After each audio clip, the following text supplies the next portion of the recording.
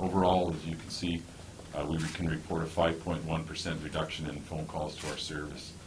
So this is important to us because regardless of how we document those calls and what we do with them once we receive them, 5.1% less people phoned our police service asking for help in 2013. And so we take that as a real indication of a reduction in criminal activity.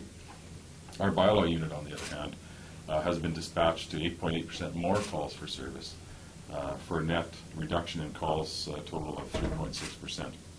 As you know, bylaw officers respond to non-criminal events, neighborhood issues such as parking complaints for snow removal, unsightly properties, and they address animal welfare concerns.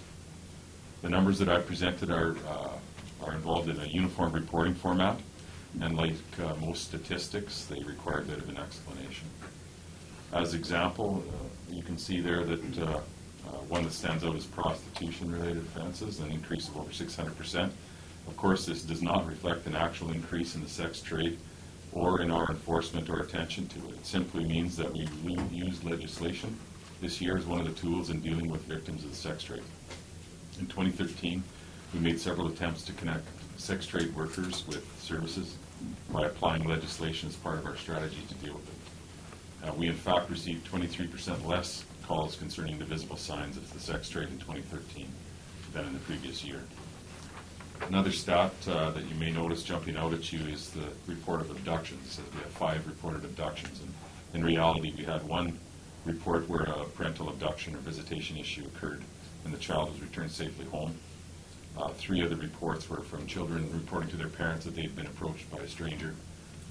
No charges were laid in those cases, and 1 report was unfounded. So no abductions actually occurred and no charges were laid. For the 3rd year in a row, interestingly, we had 34% of the persons that we arrested were not from our community.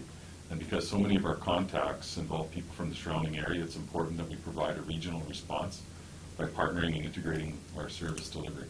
And we do this now through both with the hub and also with our integrated enforcement units that we have with the RCMP.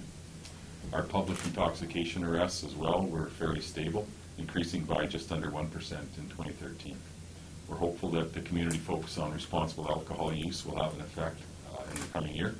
And internally, we've added resources and planning around this very vulnerable and high-risk population. We also note that there was a decrease of 3.8% in reporting missing persons. While this number seems significant, we still received 800 calls of missing or absent people in 2013. The majority of missing persons cases comes from group homes or hospital settings, and we're continuing to work with our partners so that we can provide a collaborative and coordinated response in that regard. Calls for domestic issues continue to be a challenge. We attended 3% more calls overall last year than in the previous year.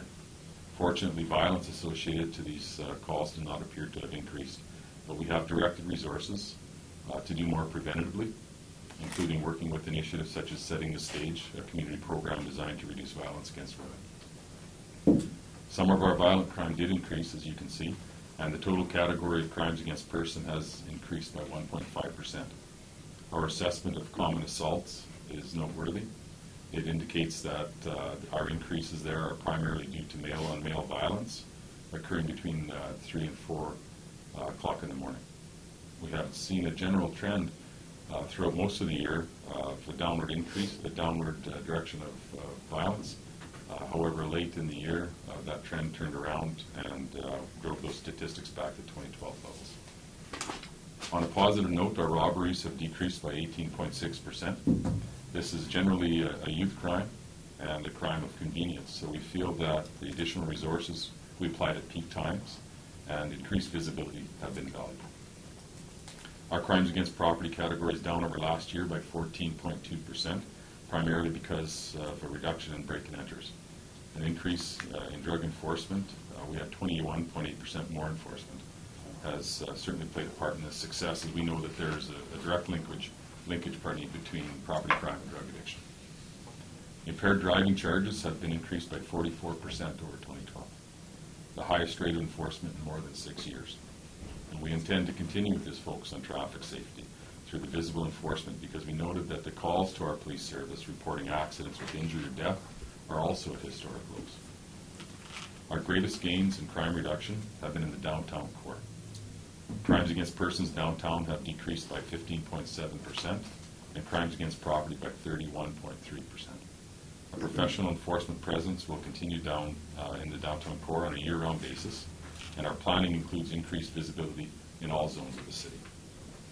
I've handed out the crime stats.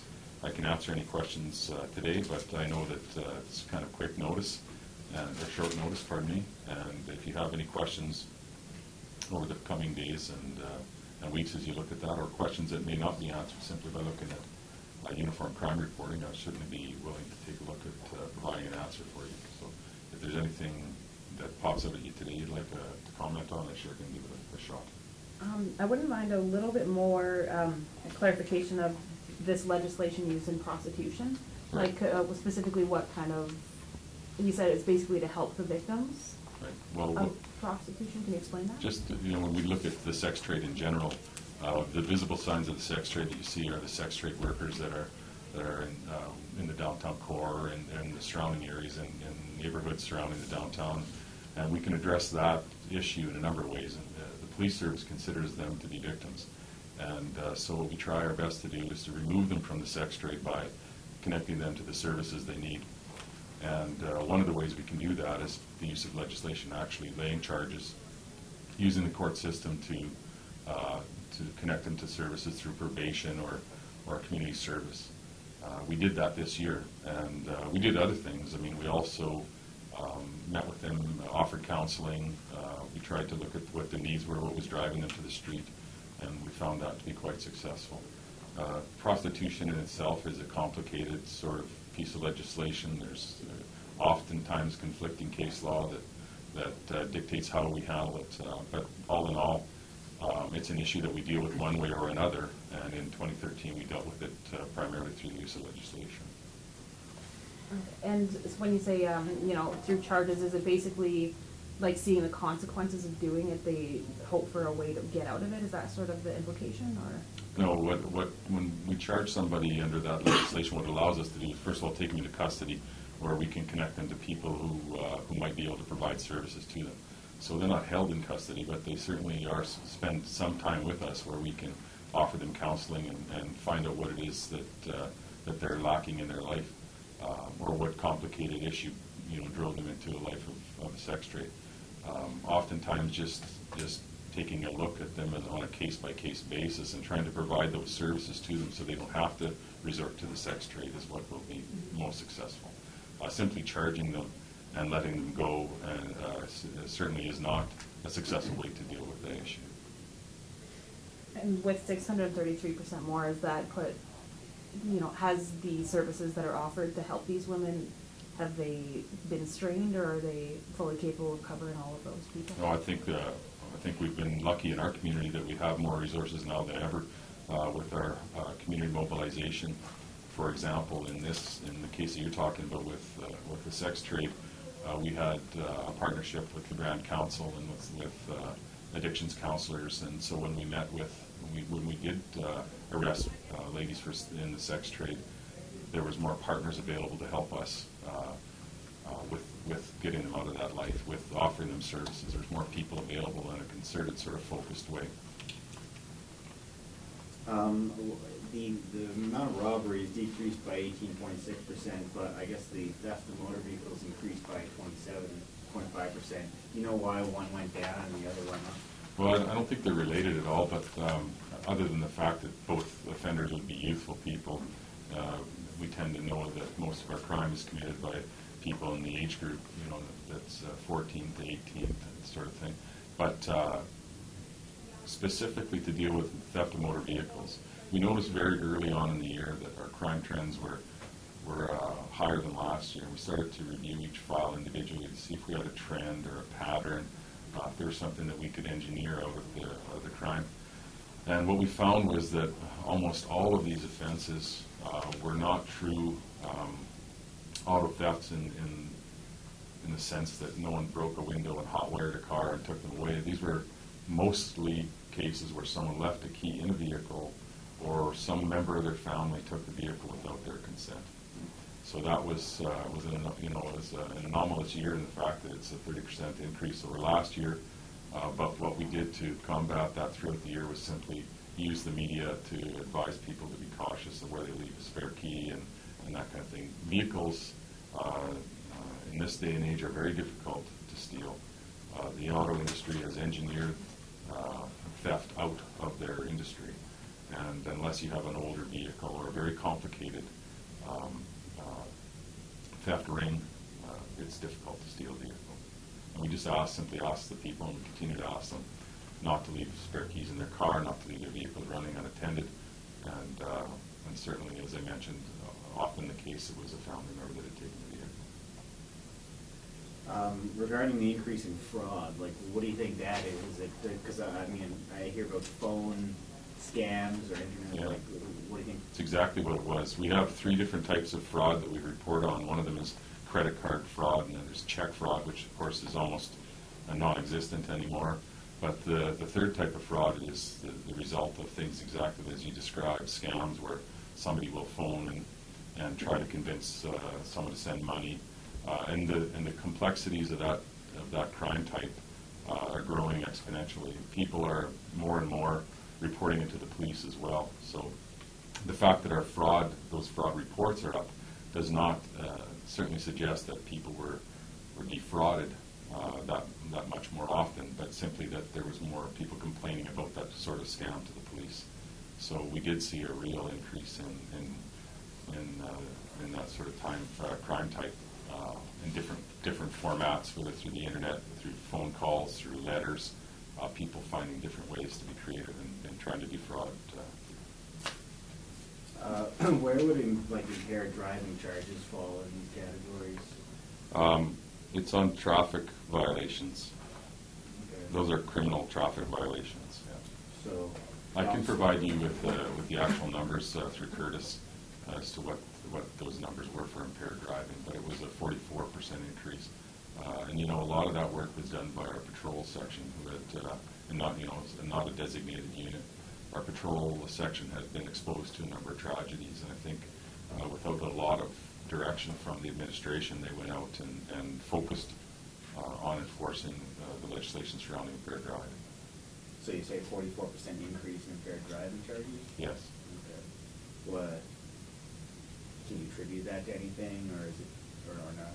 I think that, every time, when the police, as I mentioned, were exposed to some of the tragedies we saw in our community, they took it personally. Our officers live here, and their families live here. And after, I think, being exposed to some of the things that occurred when they saw the deaths and when they were part of such a community event that was so staggering, they took it personally and decided that in our community we were going to focus on impaired driving. We're going to focus on traffic safety, and they did. And you see that in the numbers, 44% increase, I think.